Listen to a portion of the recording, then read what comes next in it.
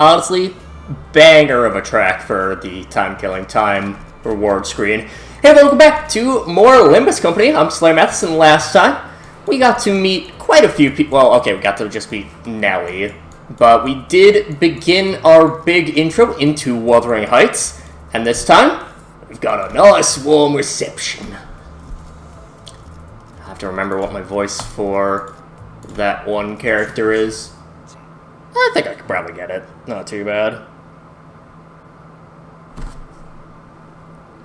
Two people sat by a dying hearth, surrounded by their respective posse. It's quite apparent from the way they sat opposite one another that their relationship was far from amicable. On one end was a group of people dressed in mysterious masks, surrounded by a jumpy-looking man who looked like he was one little nudge away from hollering foul insults at everyone. On the other was a group of people in identical uniforms. Sinclair told me that they were wearing the outfit that most manor employees wear to each other. One of them stood out, as he was the only one among them in a black suit. He appeared somewhat uncomfortable. It seemed as though he was in a great deal of pain merely by being here. Between the two groups were... Fixers! I recognize their outfits! Forsooth, they must be fixers from the Oofy Association! 'Tis quite rare to see even a sighting of a single Oofy fixer. They require quite the momentous occasion to even grace with their presence. We'll have time to ask for autographs later, alright? I had to coax Don Quixote, who was practically quivering, from immediately running to them for signatures. Because we had unintentionally become the center of attention for the entire room. Center of a very negative attention. By gum! That vagabond has returned! The bloody shame of Wuthering Heights! Same old Josephine, huh? Look at him, strutting about like he owns the place. If our mistress were here to witness the travesty, gosh, Josephine, that is quite enough. Don't mind her, Heathcliff. This blessed land of Wuthering Heights, reduced to an asylum for vagrants and drifters. If the mistress had been here to witness this tragic, deplorable state of affairs... There was an old woman in the room who was muttering some choice words at us while staring with eyes full of hatred. Ah, the witness brigand returns! In quite the way of that! How dare you show your face! Hindley, please, exercise some restraint. Heathcliff, I hardly did expect your return. You have yet to let Catherine go still. It was clear that the two had both been acquainted with Heathcliff for a while. But the nature of that acquaintance was more of a long-standing hatred stemming from the deep connection of contention that they shared. One of the two was hardly hiding his hatred, allowing him to fully seize control of his words and actions. The other one's hatred had sunk deep into his heart, boiling and writhing underneath. Right, wasn't exactly expecting a grand welcome upon return. But I'm here to see you, ugly mugs. It's like you always said, my base nature's just incapable of change. Heathcliff shoots back with just as much vitriol, as though he was always used to this kind of scorn and humiliation. The man in the black suit turns away, as though it would degrade him to even entertain him with an answer. But this man they called Hindley. You unscrupulous shite! You bloody animal! No, think lesser than a savage beast! Jumped up from his seat, his face turning bright red from anger. By the looks of it, you found yourself a bag of vagrants and vagabonds just like you, eh? Crawling back to see if there's something worth pilfering from this place. You lot, beat his ass and teach him a lesson, break a barrier too! No orders from boss. Shut it! I'm your boss's boss! I hired him and the rest of you! I don't expect these bone-headed fools to give you much trouble anyway. Head of bone. What that fellow speaking of? He's expressing his explicit desire to get his ass beat. Since he asked for it. It definitely wasn't the same voice I used last time, but... oh well. That wasn't too bad of a fight. Good. Now separate the bones from your flesh and personally introduce you to your own skull. Oi, lads! A casual yet powerful voice booms across the hall, immediately breaking the tension in the room. I was going for just a minute to get some water. What the hell happened here? It's one big fucking manor, huh? Wouldn't have been bad to over here to go bucket a cup of water from the well myself. Boss, we have a guest. So that's their boss. Yes, executive manager. It's immediately obvious from the way he walks and from the way he carries himself that he's someone quite experienced in combat.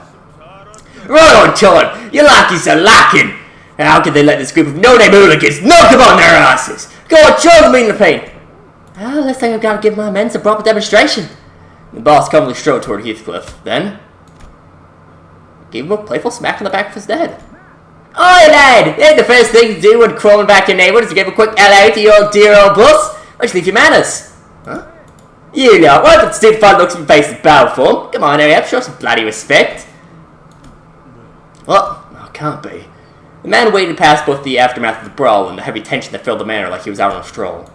He just walked into the middle of it all, then put his arm around Heathcliff's shoulder. It was the kind of friendly gesture that only someone who's known Heath for a long, long time could do.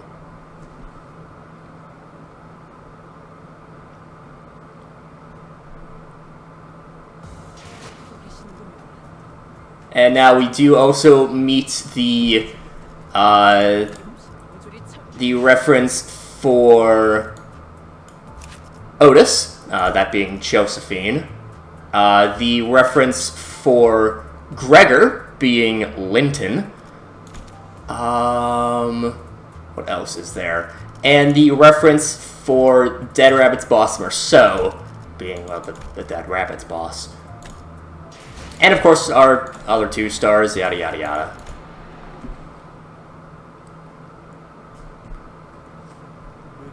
Boss? Matthew? Right on you, Muppet! You've been gone so long, people don't even recognize you if it's Mad Coney. Mad Coney? You've known that Franklin for long? Ah, you told me so! Well, I hardly imagined you'd be interested in hearing about every little friend I made back when we were just another gang on the sweaty, muddy streets. Boss, why are you working with this boy? I don't know, but the master's rabbit ears. What, you still the Dead Rabbits? Yeah, we've changed your tether. Remember, lad, back in the day all we needed to crack some Adam's family heads was Ted scarf around one of them and bottles of beer on Ted. We even named one of them beers after you, didn't we? Probably used to sell a beer clothes shop a few weeks ago. Ain't got much business around with that dreadful rumour keeping everyone home nowadays. What? The wolf's falls close? Bloody hell. Oh, well, I suppose I'm leaving you all out of the loop, huh? Well, allow me to introduce the gaffer. He's boss the old syndicate I used to run with. They all friends of yours, huh? Joined some proper Polish company after renting out on Sunday way, did you? Oh, things just worked out that way. All them lads and lasses, your lackeys. Oh, you got a walking timepiece with you, too. You daft bastard, sitting moved up in the world, huh? Lackeys? Ishmael glared at Heath with a look that could kill, but she decided to hold her silence and merely shook her head in disbelief. She probably decided it was not worth the trouble. So, what's up with the maths, boss? What, is it not? Trying to stay with the times, lads? Time for scars with every borders long past. Is that so? It's a bit... Ah, of course not. What do you think we are? We Dead Rabbits ain't a bookish rebel to fill us with cocktails for some naff trend. You've really not once attended this place since you left, have you? No. Well, if it's mine and eventually Dead Rabbits, I've made a promise to myself I'll not return. No, I'm going to step closer to this place until I've made something of myself. Until I can return as a successful man. Yeah, you've always hated this place, even when you were one of us. I've got news for you, Heathcliff. No longer but the same lowly backstreets gang you're familiar with. I suppose you've also moved up in the world. Some from the ranks have been keeping their eyes on us, plucked us right off the streets and into their fold. We're bigger now. We're one of the up-and-coming syndicates. The ring? What are the figures? It must be furthest of the ring, then. They're the only ones who would outfit their underling with those cheap, tacky animal masks. And you're... Yeah, you little shite, I'm the top boss of the Dead Rabbits now! Boss? Remember what you always used to say when we fill up more than 3 bottles of beer? And we drank what? We drank some what we drank was some nice beer made from halfway walk to reef, Heathcliff. All that maybe came from the next morning with pound headache and all that feeling of empty pockets. You started to do it like every time one of your own men came back to us, even the recruits. Like they don't just have any underling, but an extension of you. Then you make it big one day, boss. I suppose the joke made you out of expert. I knew it was you, Matthew. Bastard me off for a moment, boss. What a sorry sight this is! I sincerely apologize to you sweethearts for crashing your tearful reunion. But the point is, while you were wandering the streets, wasting away the best years of your life on the road, Matt's made something of himself. That's why I hired him as my bodyguard, you hear me? Not like you and your merit-branded no-name second-rate hooligans. You think of more than a few sinners who would have gotten angry enough to brandish their weapons such an insult, but they also seem to remember that responding to such insults with violence only begot pointless turmoil, so instead they all began sighing heavily in an attempt to vent some of their pent-up anger. Henley, seem to be sorely mistaken. Saying the same way to you thrash me, treat me like an injured and abuse me like I owned. I don't know, I spent many days and nights imagining tearing that foul tongue from your gob, but either glanced briefly in our direction. Even before saw myself, found a place to belong, and I ventured to places you couldn't even imagine. I learned a thing or two from them. So I just feel bad for you, mate. What? Because you really haven't changed one bit. Besides, how's that rag you're wearing? You look more like a drifting vagabond than I do. What? What? You insolent fool! I've been saying some pretty nice stuff about us, but he doesn't even look at something that's worth arguing with. Mate, did you even check yourself in the mirror last week? Can't bear to look at you so down in the dumps, Henley. Of course, we had no way of knowing what Henley looked like in the past, but we could pretty easily tell that he was far from the most stable person in the room. You fucking bastard! Now, Mr. Henley, why don't you seat yourself on the sofa and calm down? Be more considerate of a boy standing in that corner and watching the whole thing go down, eh? Maybe get these company-looking leather sofas. Henley grumbled for a moment before slumping down on the sofa, and that simple action was stumbling and pathetic. I see what happened. Let the alcohol consumed, not the other way around. Found a big nasty barrel with nowhere out. I've seen the same look on some sailors. Family pull themselves out of that habit and lead them straight into the merciless maws of the lake. Not even a trace of them would be left. Well, this man's still a client. Miss Henley, I'm Mr. Job, which I'm here at Wuthering Heights. Joel, Catherine knows this banquet, ain't she? What kind of joke could possibly need a dead rabbit out there? What? Ah, a banquet? I suppose it's one thing you haven't changed, hasn't changed with time. It's that witness useless idiot brain of yours, you absolute dullard. Henley, please cease this at once, I implore you. I do not wish to see my manor sullied by such foul obscenities. It's not your home, Lincoln, it's mine! It's my manor! You're the one who sullied this noble Wuthering Heights, my birthright bestowed upon me by my father, by taking it by means of trickery. The old family manor too small for you, Lincoln, Edgar. You're all so noble, Edgar family. Edgar family? The time for whining, crying, and throwing a tantrum to get what you want is long past. Poor words for some milk that would want to choke himself to death on air. Please maintain your distance, Mr. Hindley. I've seen mongrels more loyal than you lot. I was your master only a few years ago. If you care to tell your memories as well as when you did your loyalty. Cease this at once, Master Hindley. The butlers have all left Hindley in trouble behind, so you're aware very well of yourself. And you too, butlers. You don't want to make further trouble here, Understood. Keep Butler Nellie. After a brief silence, Heath finally brought up the question he'd been stewing for so long. Nellie, where's Catherine? You must know, Nellie, Catherine never did like these commotions. So many guests making so much noise in her home. She won't be pleased. That's what she never did. I've been keeping my volume in check because I didn't want to offend her. It's getting out and out, just keep it down. I was looking for unfathomable, immeasurable grief for both Linton and Nellie. Hindley was absentmindedly mumbling some foul language at the ceiling, and Heathcliff probably sensed from this ineffably dark and ominous silence that something was terribly wrong. It was setting in for us as well. After all we've been through in this journey, this kind of sounds all too familiar. Where's Catherine? It's a dire look on everyone. I'm terribly sorry, Heathcliff. What? What are you sorry? That was a sorry about! Heathcliff, you may have a correct assumption as to what the silence indicates. So I have no other choice but to tell you, as it is common courtesy to do so, that I'm very sorry to hear that. What the fu- Ah! Can't you talk normally for once? I hardly know how to tell you this, but Miss Catherine isn't here anymore. Well, I mean, she's not. Catherine, she's dead. Dun dun dun. Explains a decent bit of the commotion. Butlers? We have quite a few butlers. Linton looked up at Heathcliff. His eyes were bloodshot. As you said earlier, none of us are here to see each other's ugly mugs. What other reason could we possibly have to reconvene like this? Can't be real. Can't be insane. No! This is the Ufi. I thought that was just one dude, but real massive fucker, but no, that's multiple dudes. This is the Ufi associate, who remained silent throughout the entire conversation. Suddenly spoke up. The promised hour is come. Mr. Hindley Earnshaw, a blood relative of the deceased. Mr. Linton Edgar, the spouse of the deceased. And Mr. Heathcliff, an individual mentioned by name in the will. Now that the three relevant parties are all present, we, as the executors of the deceased will, may begin the ceremony. The first order of business will be the execution of Miss Catherine's will. Thus commences the solemn occasion of Miss Catherine's funeral rites. As per the deceased wishes, they really shall be read aloud at Miss Catherine's manor, intended for all those present. Then, no. Stop. Shut up for a second! Whose funeral rites? And what was that about her spouse? Man called Linton rose from his seat from the first time since we arrived here. After you abandoned this place with nary a word to her, Catherine immediately turned to me. Then we married. Every waking hour we spent together were filled with happiness and joy. We were happy to the very last day, to our very last breath. Shut your stupid gob. You don't want to set foot in this manor. I heard a voice. I felt a presence! So the bloody hell you were talking about? Must be some ploy. These fucking bastards. They must have... This can't... If possible, I'm struggling to find the words. This can't be how it ends. I won't believe a single shite coming from your mouth until I see it with my own eyes! Where is she? Bring her here now! What a repulsive sight. The least you could have done was to show some proper respect for the dead, but I suppose even the bare minimum is to much respect for something like... I understand how you feel, Heath. So please, calm yourself and take a seat. Get your hands off me! You can't just decide me that she's dead! Or accept any of this. And so see Catherine going. Warning. Should this interruption be to the will and continue, may have to result in use of force to ensure the full execution of this will. Shut. You don't know, shut your fucking mouths! Heathcliff was gasping. The sheer momentum of the emotion overwhelmed him, as though he was about to lunge at anyone who even dared to get close. I could tell the sorrow or wrath that overcame him. Heath, why do you have a look in the mirror yourself? What a pathetic mess you've become. It doesn't matter what posh god plebs like you wrap yourselves in. That filthy low bird seems to run through the fabric at the slightest provocation. You'll eventually see Catherine's corpse, alright? It's all part of the funeral process, so don't be in such a hurry to get there. I can't wait to see how long she's rest after what she's done to me. Mr. Henley Earnshaw, Mr. Heathcliff, we order that both of you immediately return to your seats. This is your final warning. Madge Esquire must anon fixes of the Youth Associate may even execute those involved should there be a breach of contract.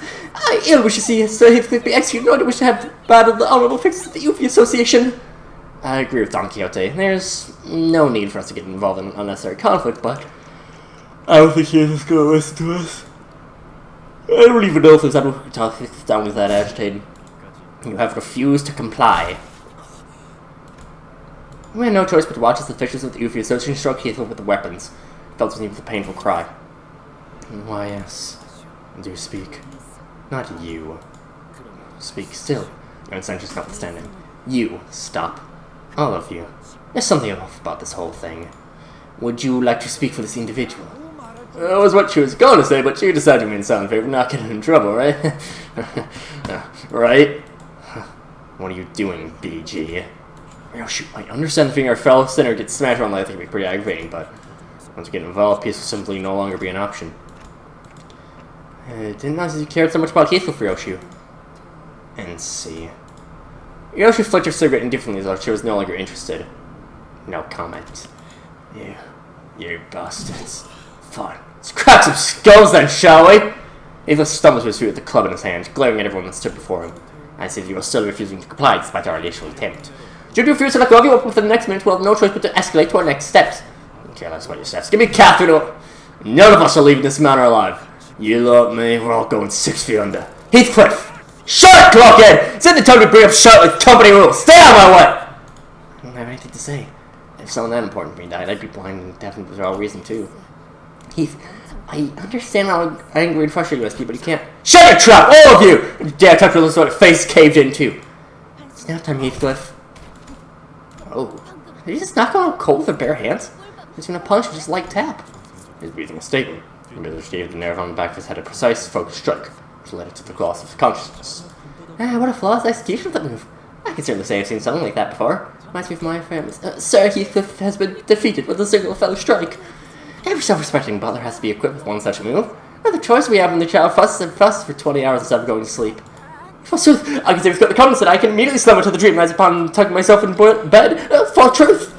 Though it was not by his own volition, we have confirmed that he is no longer in possession of a weapon and has been subdued. We allow for 10 minutes recess to let things calm down for a moment, then we'll proceed as planned. Excuse me, Lady Nellie?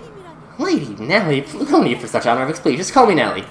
The contract that Mr. Linton Edgar brought, they once worked at this manor, right? Yeah, indeed. Some butlers from the Earnshaws, like myself, followed Miss Catherine to Master Linton's. And of course, most of Master Linton's butlers are from his own Edgar family. So if he gives the order to attack us, Lady Nellie would... Oh, pish-posh, ridiculous. As butler once in direct service of Miss Catherine, young Master Linton could plead and beg all he wants, but won't always be taken aside. What exactly are the butlers? Butlers! Forsooth, I am quite well acquainted with the matter. They are... House dogs on a tight leash, groveling before their masters. The most trustworthy and loyal people I've ever known, I'd say. Fixes bound to families! Nice. Gotcha. Sounds like great help you fellows were. I'm glad that I'm not the only one out of the loop for once. At least some of you know who butlers are. It's a rather rare occupation, so not many people even know that we exist. That doesn't sound like most normal folk would have a reason to know anything about them. Unless they're in a position where they have no choice but to work at the rich folks' home. One of us is, quite a passionate fan of fixers. Quite, I'm very pleased to know that you, Heathcliff, make some very intelligent friends. Lady Nellie, I promise thee that once I make my return to the bus, I shall have my hands on the butler figurine I have given up on acquiring. It shall stand tall and proud on the frontmost row of my display shelf. Don Quixote's eyes were practically exploding with joy at having your fixer session positively acknowledged and accepted once. Allow me to explain. Butlers are fixers indeed. They are rather distinct from most fixers thou hast encountered thus far. A fixer often refers to those who accept contracts as part of an association or office. Alas, there exists a distinction when it comes to butlers. Butlers join families or manors to serve them, and only them, on long-term contracts. Forsooth, like any other fixers, butlers may be hired by a single person to serve them, and only them as well. Do note that our service is not limited to combat. We also conduct household management and care as well. It must also be mentioned that proficiency in many fields is a necessity to be a well-respected butler. This is no easy occupation, thank you. From what I have learned, to hire a butler is to pay an inordinate amount of salary. Indeed, my butlers are always so busy. We are promised expensive compensation in every contract extension with stable bonuses such as pensions. Many famous association fixers also retired to serve as butlers as well. I was once butler in service of Miss Catherine's family, and we tried to serve to Master Lynn's Edgar families in order to join their ranks when she married him. Still, after a rather peaceful, mutual debate, we came to the conclusion that I would be assuming the position of chief butler, the leader of butlers in that household. Gotcha. Totally peaceful. Sure really was one peaceful transfer of power. Oh, it's just quite fascinating to remember that even Sir Heath had once been a tiny band. How was he as youth? He was quite the special child. I don't believe that I would have had to become a chief butler had it not been for him. What a lovely boy he was. Lovely, quite. Don does not believe her for a second. But regardless,